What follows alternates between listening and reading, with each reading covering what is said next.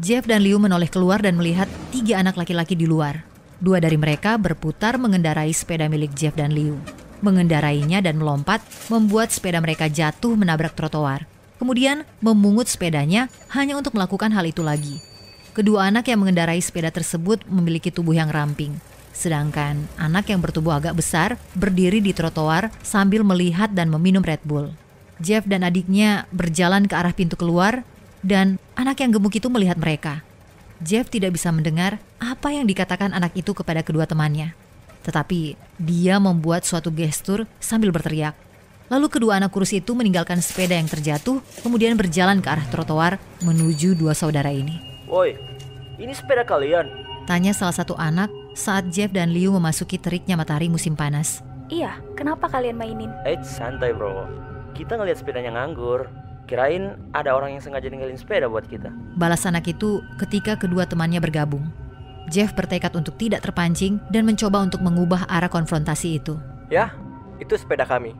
Kami baru pindah sekitar 1 minggu lalu dan kami tinggal di Fairmont Avenue, nggak jauh dari sini.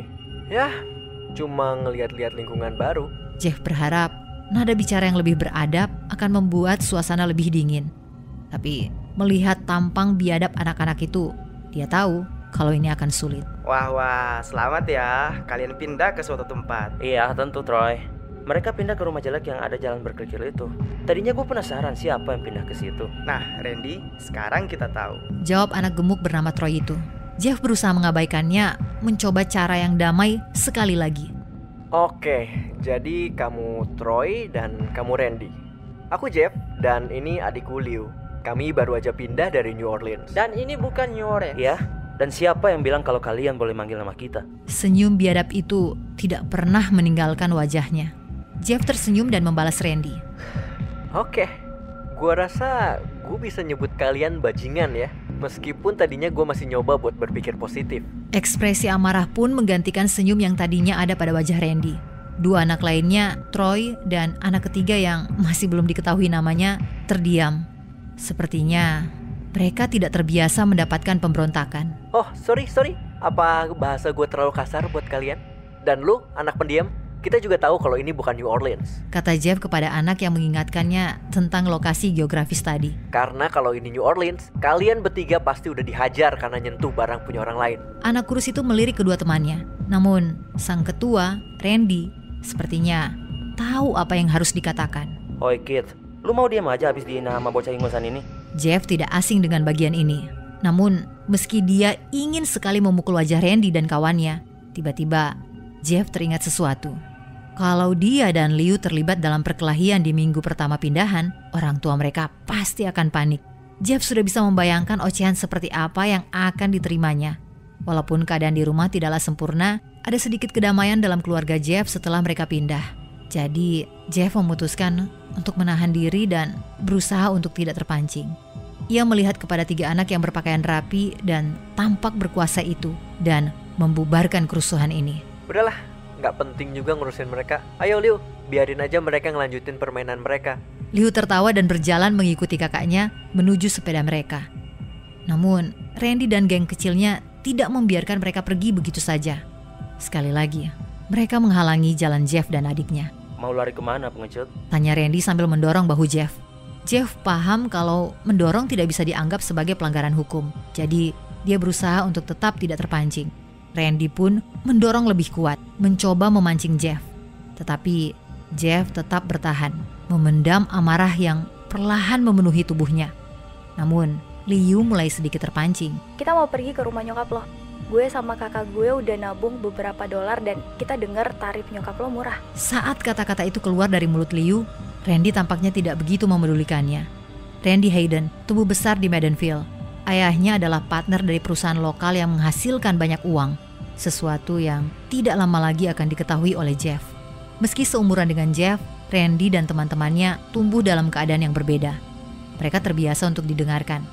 Mereka terbiasa untuk ditakuti. Randy, sang target dari hinaan Liu, tidak bergeming. Troy, si anak gemuklah yang maju. Tangannya terkepal, matanya menyipit karena marah. Woi bangsat, lu pikir lu lagi ngomong sama siapa ha? Lalu dia mengayunkan tangannya kepada Liu.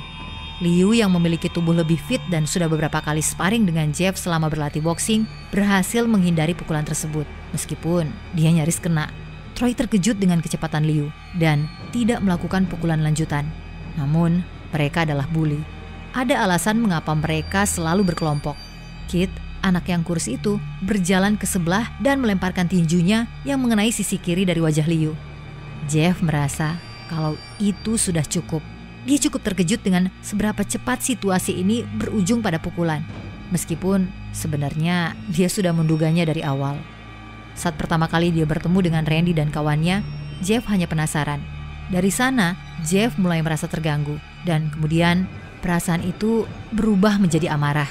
Namun ketika melihat Liu dipukul, melihat darah menetes dari bawah bibir adiknya, melihat senyum kepuasan di wajah Kit, amarah yang dirasakan Jeff tiba-tiba meledak menjadi perasaan kebencian yang tidak pernah dia rasakan sebelumnya. Jeff Woods tidak lagi ragu-ragu. Dia maju, kakinya bergerak ke sikap yang dia pelajari dari kelas tinju dan melemparkan pukulan keras dari tangan kanannya ke wajah Kit. Kit tidak sempat untuk merasakan syok ataupun sakit. Pukulan itu mengejutkannya. Kit terjatuh dalam kebingungan dan perasaan takut. Randy juga terkejut sampai tidak bisa bergerak. Dia memiliki banyak pengalaman untuk memulai perkelahian, tapi jarang sekali dikalahkan. Dia tidak pernah merasakan keadaan yang berbalik. Dia terbiasa untuk selalu memimpin. Jadi, ketika melihat kawannya jatuh dengan begitu cepat dan mudah, membuatnya begitu terkejut dan tidak tahu harus berbuat apa. Di sisi lain, Troy sepertinya memiliki sebuah rencana. Melemparkan pukulan lainnya. Dia bergerak ke arah Jeff yang lebih cepat darinya, kemudian melemparkan 2 pukulan yang sama cepat. Namun, Jeff melompat ke sisi dengan mudah. Troy nampak kehabisan cara menjatuhkan tangannya seolah sedang berbicara, apa yang harus kulakukan sekarang? Jeff memiliki jawaban. Dia maju, melemparkan 3 pukulan ke perut Troy. Dia mundur sempoyongan, memegang perutnya. Jeff tidak membuang-buang waktu. Dia maju sekali lagi dan melempar pukulan yang tajam ke arah rahang, membuat Troy langsung terjatuh ke tanah. Jeff teringat dengan King Hippo dari game Punch Out yang pernah dimainkannya. Dia tidak bisa menahan senyumnya. Sekarang Jeff beralih fokus kepada Randy. Dia bergerak menuju anak itu, merasakan ada suatu perasaan baru yang muncul di dalam dirinya. Dia masih merasakan amarah, rasa kebencian terhadap 3 anak brengsek itu. Mereka memiliki nyali untuk merusak sepeda Jeff dan Liu. Punya nyali untuk menghina anak yang bahkan belum pernah mereka temui. Dan ya tentu mereka punya nyali untuk menyakiti adiknya. Namun perasaan amarah ini bergabung dengan perasaan nikmat yang memuaskan. Tidak hanya menghajar anak-anak brengsek itu, tapi Jeff juga menikmati setiap detiknya. Ya, terasa seperti kegembiraan karena berhasil membalas anak-anak itu merupakan campuran yang sempurna dengan perasaan amarah kepada mereka.